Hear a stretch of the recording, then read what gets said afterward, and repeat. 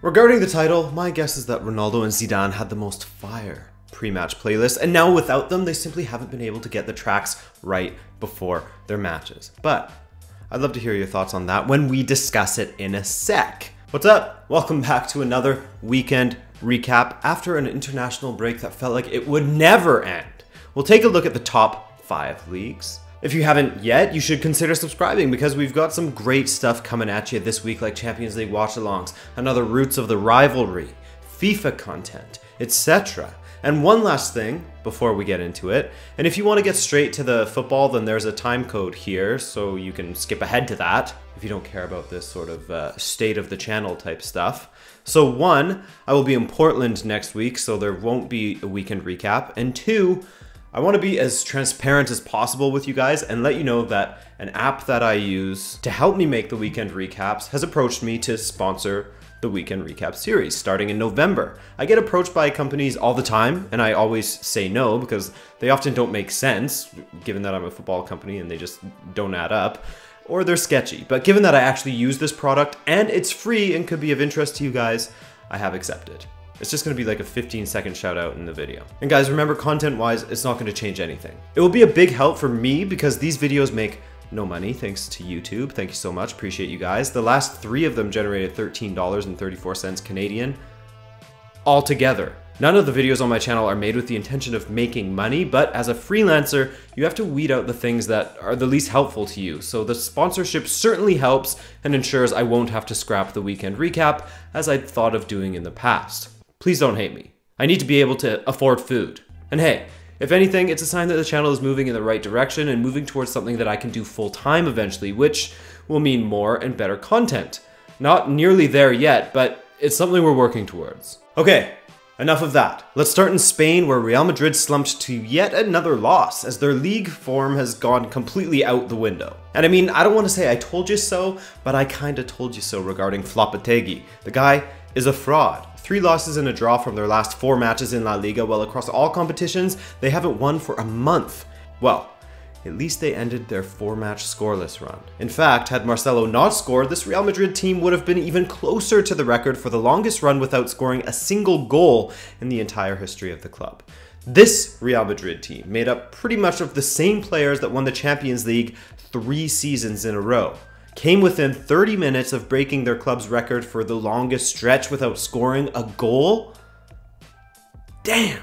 Come on, bro. Ask FC Porto and Rayo Vallecano fans and they'll tell you that he's referred to as Lopetegui.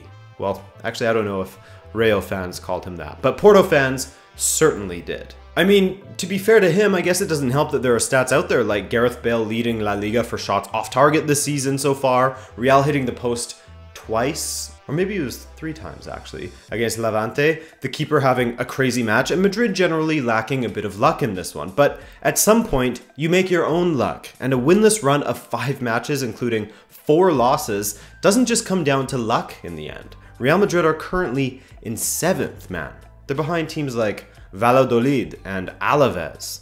Now, I read somewhere that Antonio Conte was in the stands for this match, as rumors about him taking over have really gathered steam. And if you ask me, I would 100% take Conte over this guy. Conte is a winner, as he did at both Juve and Chelsea, even winning an FA Cup with Chelsea when he wasn't backed at all by the board, and they made it clear they wanted him out. So, if it's true that he's available and interested, I personally would take him at the drop of a hat. But I'm not a Real Madrid fan, I'm a Benfica fan, and I'm always curious to hear what Madrid fans have to say on the matter. Do you believe that Lopetegui is just the most unlucky man in the world and he's a decent manager, or do you think he's shit and you'd like to see him go ASAP? Fire away in the comments section because I love hearing your opinions. As for their cross-city rivals, Atletico can thank Jan Oblak for saving a point for them away to Villarreal, as his incredible form that dates back to 2014 continues. This guy almost never has a bad game. And of the last 14 shots he has faced in La Liga, he has saved 13. Also, in his 125 matches with Atletico in La Liga, he has conceded 72 times and had 73 clean sheets. More clean sheets than goals conceded. What a champion. I really miss that guy at Benfica. Valencia, what a strange season they're having, as they just can't finish teams off. From 9 matches now, they have 1 win, 1 loss, And against Leganés on Saturday, they added yet another draw, their 7th of the season. That's more than any other team in the top 5 leagues and equals the total number of draws they played to last season in La Liga already. We're in October, guys. And finally, FC Barcelona retook the top of the table with a victory over their table-topping rivals, Sevilla, 4-2. Now on paper, this looks like it was easy peasy for Barcelona, but it was far from that, at least in the second half. In the first, they were cruising with Messi in their ranks. An arm injury forced him off of the pitch. Now, what's the diagnosis? A fracture in his arm, meaning Messi will be out for at least 3 weeks, thus missing both the match against Inter in the Champions League and El Clasico.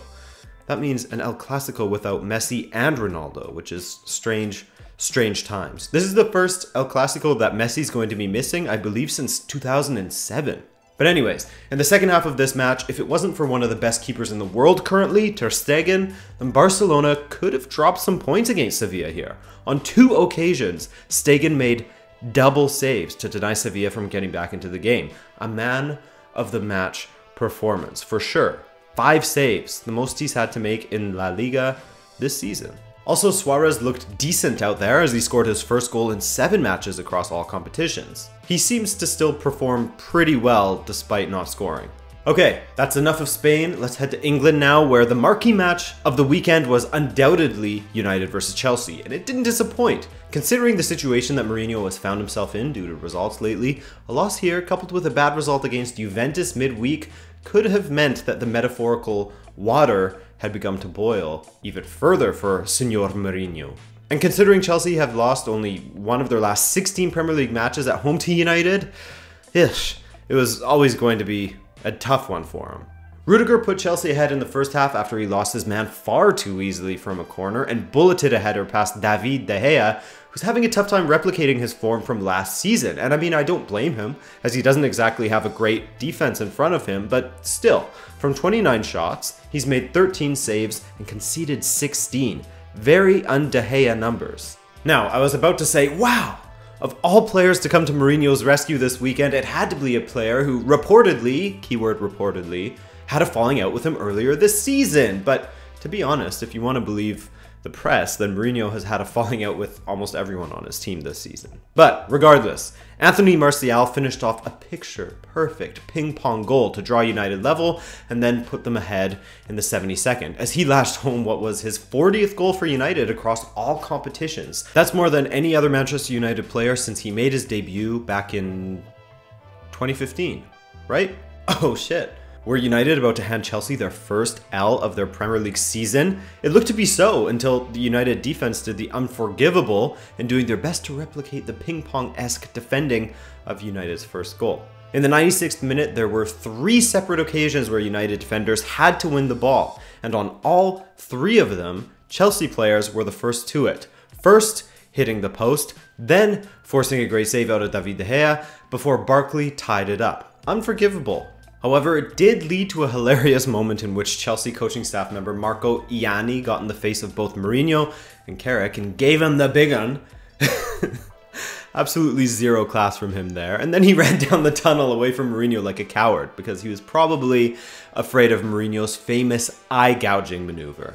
Other than that, in the Premier League, there weren't many great matchups, except for Fulham versus Cardiff, in which the 2 newly promoted teams played out to an eventual 4-2 win for the Welsh side.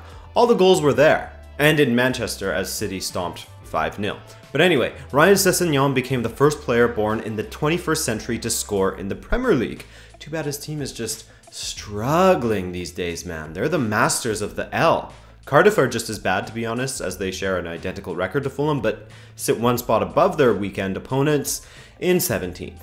That was their first win of the season. As I mentioned before, City cruised to an easy win over Burnley, where they welcome back Joe Hart, the keeper who, get this, has the most saves in the Premier League this season.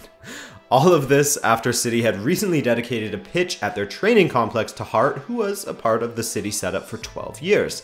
Nice touch from them. So, City jumped to 23 points, Chelsea dropped a couple of points, so they're down to 21. Down. But how did Liverpool do? The other unbeaten Premier League side? Well, they must have liked their chances going into this one as they went away to the dreadful Huddersfield, who are yet to find a win this season. And guess what? They're still searching, as Liverpool managed to come out on top with a 1-0 win. It was pretty even in the stats department, however, as Huddersfield put up a fight. Some say Liverpool was lucky. I say, no opinion. So that means that Liverpool and City are equal on points, but have pulled ahead of Chelsea by a couple of points, 23 to 21. Still tight up there though. Okay, now let's hit France, where Thierry Henry made his debut as the AS Monaco manager, and if you ask me, maybe he should just suit up and be the player manager, because they are looking foul still, as they went away to Strasbourg and lost yet again 2-1 this time. Meaning, they have lost 4 straight in Ligue and are still yet to win a match across all competitions since their very first match in the league this season, back in August. Brutal. Henry has a tough task ahead of him, as Monaco are tied with Guingamp as the worst teams in the league with 6 points from 10 matches. That is absolutely pitiful. 6 out of a possible 30. PSG went away to Amiens and won 5-0. Hey. But the league is a formality for them, as we all know, that they will be judged by what they can accomplish in Europe. And their next match is going to be a tough one as they welcome Napoli. Ancelotti's back at the Parc des Princes. Also, again, we got to give a shout out to Lille, as their incredible form has continued with a 2-1 win over Dijon. They're the only ones putting pressure on PSG right now, as they are, well, still 8 points behind them. But hey, they're there, or thereabouts. Marseille beat Nice 1-0, Lyon won 2-0 as well.